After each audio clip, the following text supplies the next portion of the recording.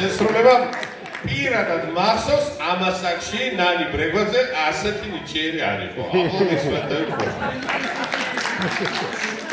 რამდენი წლისაა ნანი?